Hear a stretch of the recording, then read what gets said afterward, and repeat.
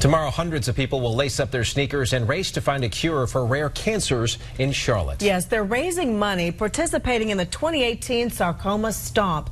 It's all to help families battling those rare cancers.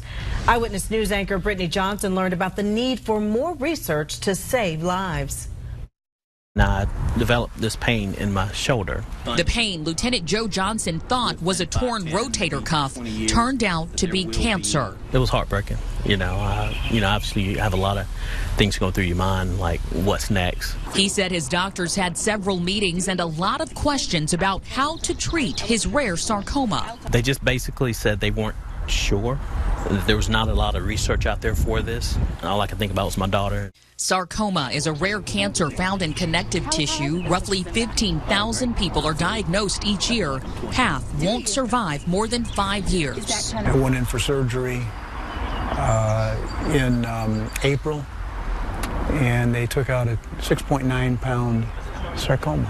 Robert Sandy has been battling the disease since 2016. He was in a clinical trial at Levine Cancer Institute funded by the Paula Takacs Foundation. It partners with Levine to fund research and clinical trials. When people get cancer, they don't get the luxury of choosing what kind of cancer they get. And when you get a rare cancer, there's just not as many treatments, and so private philanthropy is really, really critical. The foundation has raised more than $860,000. Their main event, the Sarcoma Stomp, brought out a record 1,200 people in 2017. Organizers are hopeful they'll hit $1 million this year.